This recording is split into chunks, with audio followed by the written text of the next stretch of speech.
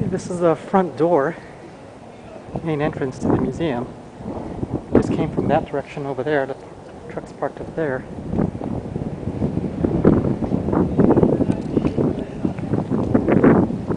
Oh, holy moly, yeah, they do have a lot of stuff here.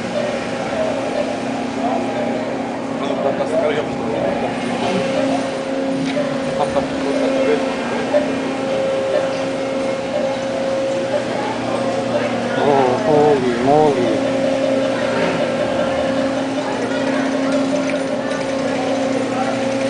I'd most definitely have to come back here again. Ooh, is that a Curtis?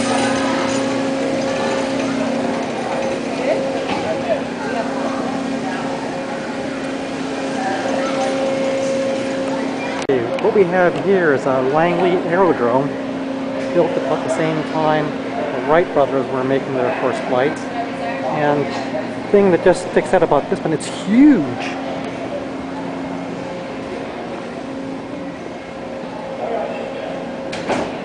I think the story behind this one is that Langley launched this off a boat in the Potomac, and he ended up going in the drink.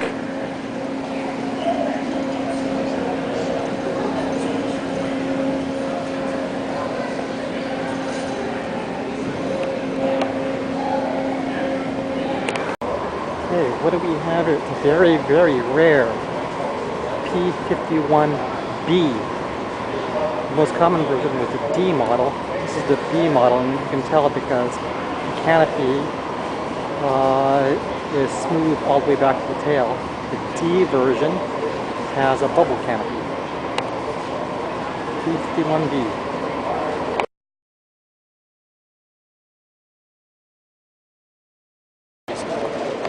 Okay, we got a special display here.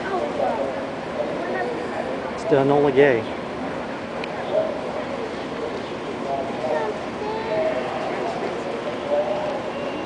This was the plane that carried bomb for Hiroshima.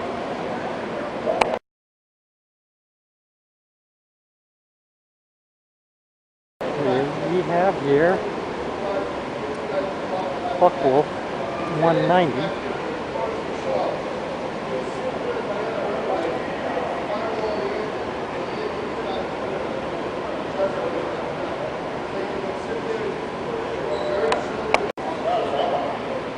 Okay, we started up there, now we're on the ground floor. Yeah, it looks like we're in the civilian section of aircraft.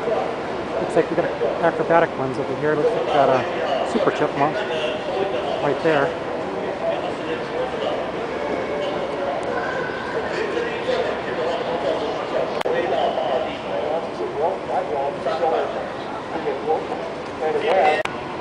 Now it's another Burt Rutan airplane. Very easy. So it looks like he's got 3 aircraft in the Smithsonian.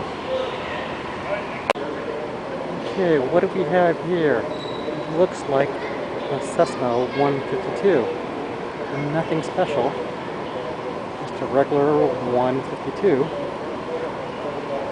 Except it's an acrobatic Cessna 152. An Aerobat. Yep, an acrobatic 152.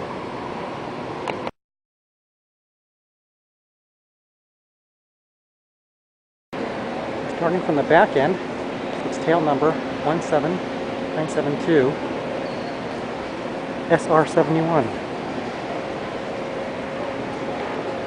The first one I've seen was in Tucson, Arizona. The next one I saw was at Beale Air Force Base. The third one I've seen was at Edwards Air Force Base. So this makes SR-71 number 4.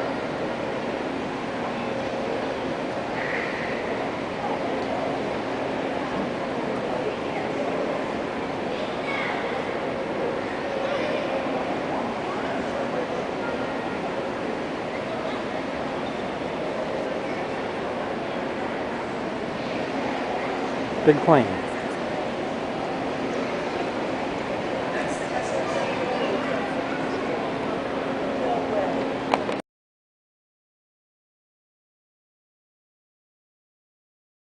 What do we have here? It's a Rolls-Royce Merlin. It looks like it's a perfect example of one. Still in a factory crate. Actually, this one was built by Packard. It's a Rolls-Royce Merlin engine.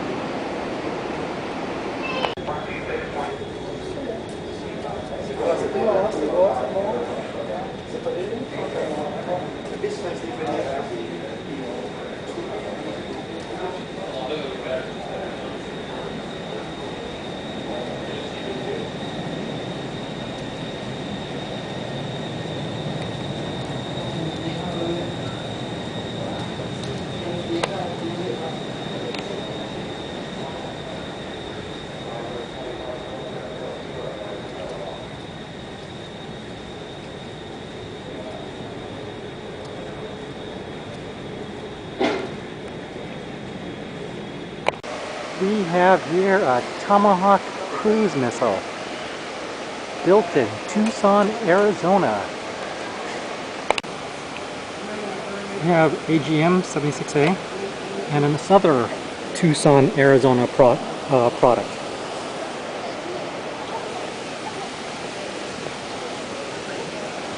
Built by back then, which was Hughes Aircraft Company.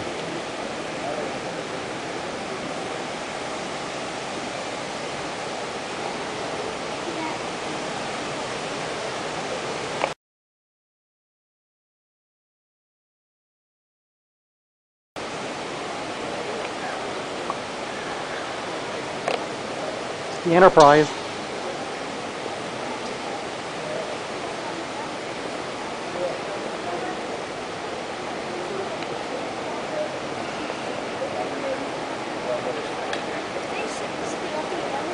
Okay, ready?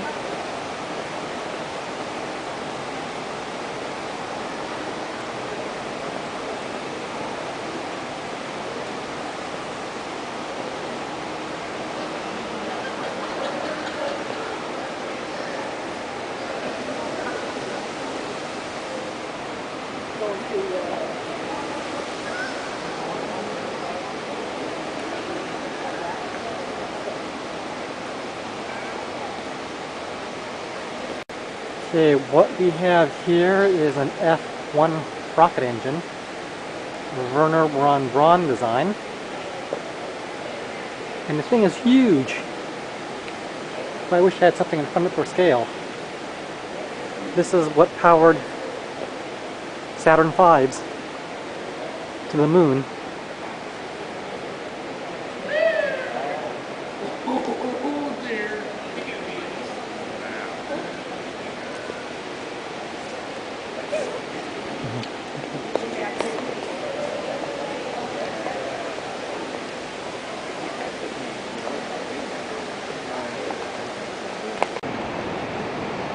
Okay, this variant here was the early Flight Sciences version.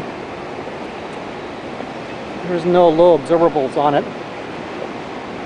It's just a regular aircraft skin. And the doors are like accordion type French doors in the back. The current version is like a kitchen cabinet door, which is hinged at one end and opens like a big barn door.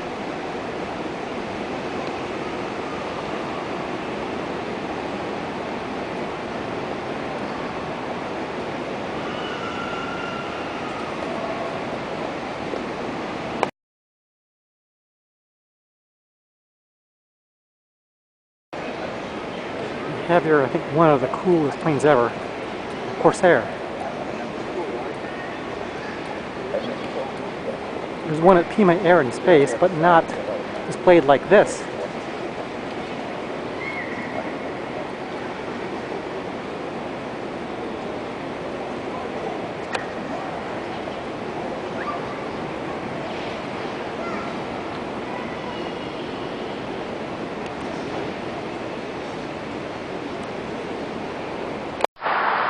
Well, we are at the NRA headquarters. There's an NRA cafe to get something to eat over here, which is a good thing because I missed breakfast. And this is the NRA headquarters. And the sign says, NRA Museum South Tower. Let's go over there.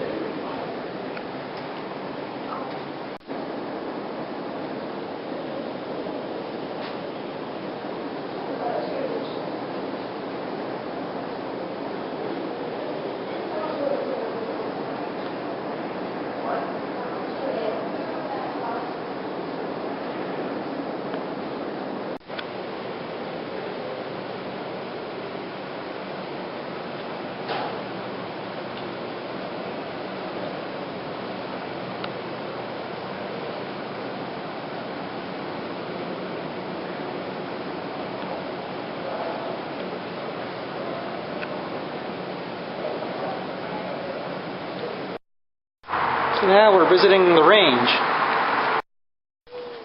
Okay, today we're back at Air and Space Museum in Chantilly, Virginia.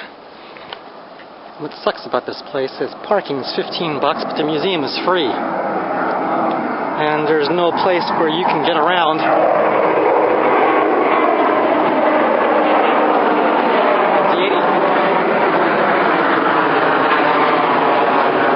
There's no place around here where you can get out of the free. Get away with free parking.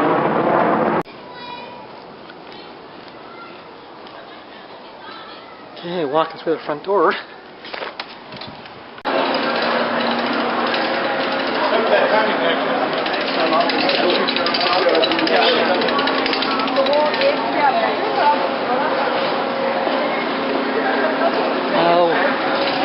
You were up here at first in the first video, but today we're going to go down there. The first time I was here, I never got a chance to go down on the floor at this level.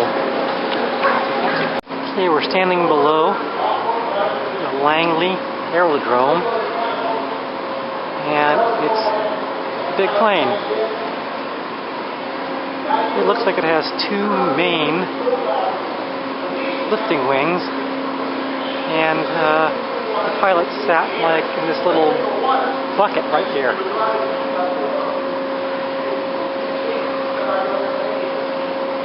This was built around the same time the Wright brothers took their first flight, and this was shot off a boat or a ship in the Potomac, and it went right in the drink. Look at the X-35 engine and lift fan. I believe that drive shaft is a hollow drive shaft. It's the first time anyone ever tried to make a hollow drive shaft. And part of the problems we're trying to inspect the inside of that drive shaft for defects.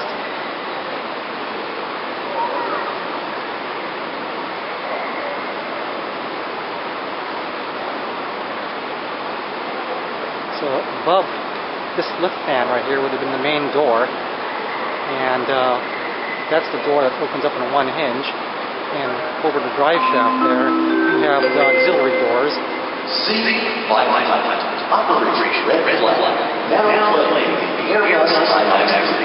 And you have the reverse thrusters on the side of the engine. 1950s, just before the jets came in. Down around the corner, I mentioned we have helicopters, early helicopters. If you're into vertical flight, you'll love that part of that collection. The yellow one there, the Bell aircraft, of course, we set the helicopter, never successfully fly really. There, over from that, the blue and white Air Force.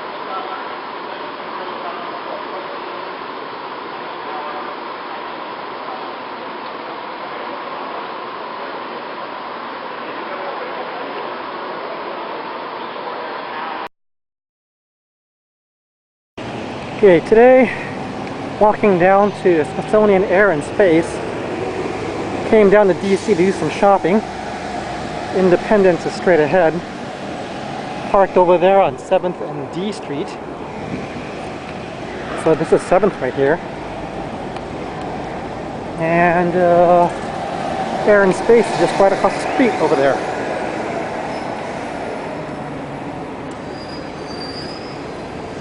And the building over there, that's the, I believe, the Hirshhorn Museum, but we're going over there to Air and Space. Alright, this is one of the coolest things I think of at the mall. This is a scale model of the solar system, and we are at the planet Uranus, and you can see scale models of the moons. So that little dot right there would be the planet Uranus, and all the way there at the very end of the block would be the sun.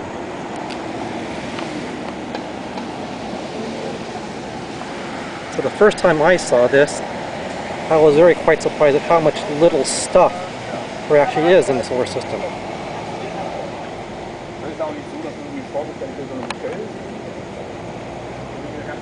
So Saturn is going to be 212 steps, 216 steps in that direction.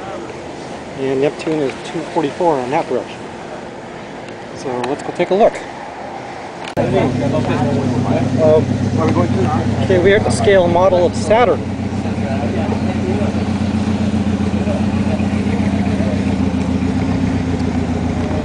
And we just walked over there, 216 steps Uranus, and this would be the scale model for Saturn.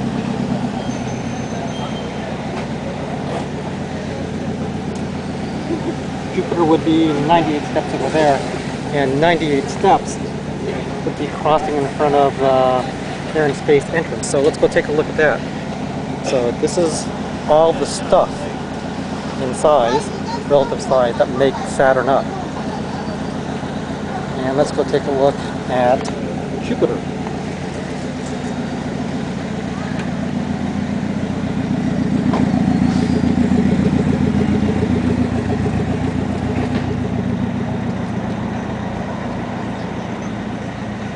Oh, I never noticed these terrace barricades are actually sculptures.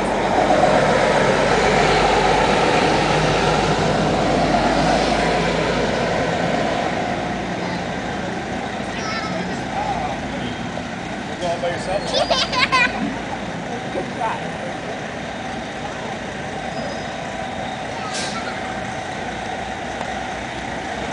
मैं बस के पास आ गया हूँ कभी आप लोग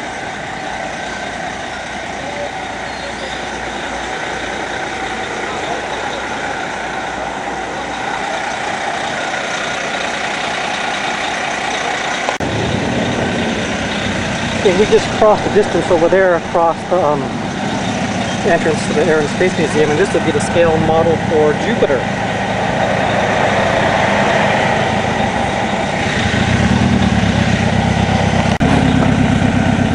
Okay, it says walk the comets and asteroids 55 steps.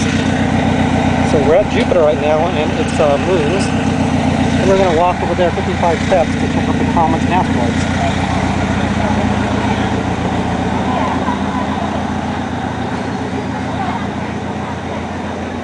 So this scale model here, it's very impressive in the sense that it shows you how empty space really is. There's almost nothing in it.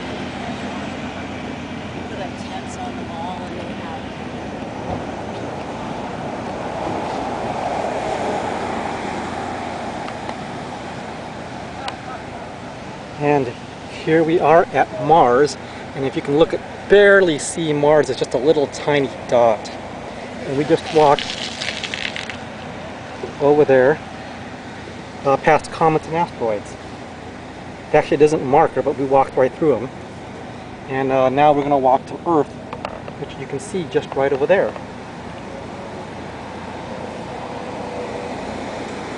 And here's a really, really impressive part. Earth is just a little tiny dot. And you can see Venus and Mercury out there. So Mars was over there, 12 steps. And let's go walk over to Venus.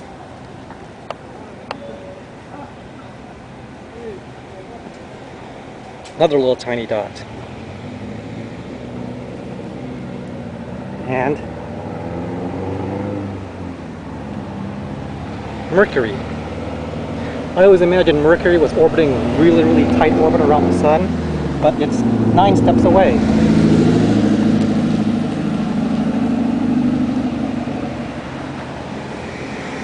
And that's the scale model of the sun compared to everything else out there. Yep, our solar system is just a bunch of nothing. Okay, it just came in through air and space. Clamorous Glennis.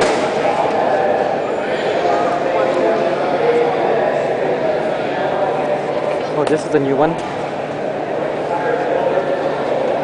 I think Bert Lutan has another plane across the way over there too. So just in the entryway, Bert Lutan has 2 planes.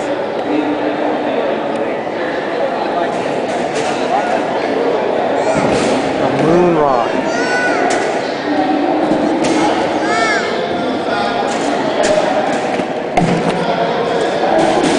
A little tiny sliver of a moon rock.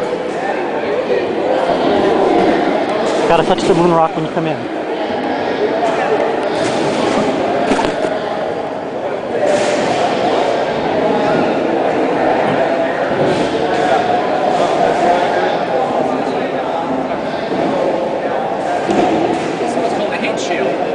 Back into the Earth, move so fast it burns yellow scars. Apollo 11.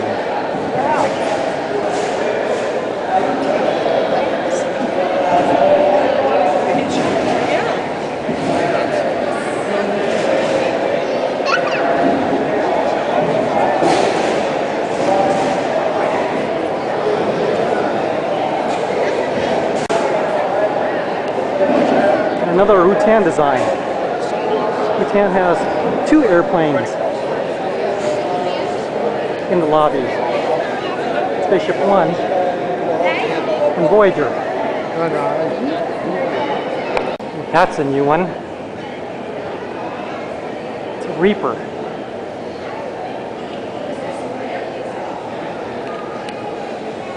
And this was the first, I believe, vehicle that was tested. Navy's UCAV. It's actually a weaponized UAV from the very beginning. And one thing I learned from this airframe is that if you're going to sign your name on it, sign it big because it might be in the Smithsonian. Like the real obvious one is Mr. Fang Liu over there.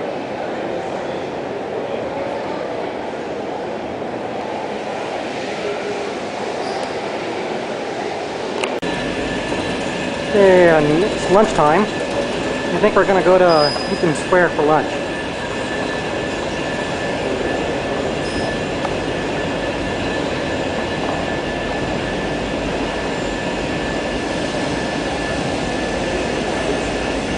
Okay, I'm back at 7th and D Street. Went to Chinatown for lunch at a Po restaurant. Originally was going to go to Union Station and find something over there, but actually turned out to be a good decision. Found a very, very nice Po restaurant just a few yards from the metro station down there in Chinatown. It's called DC Po, and I highly recommend it. And now I'm going to head on out to my car, or truck, and go to REI, which was my original goal of coming down here to DC and do some shopping.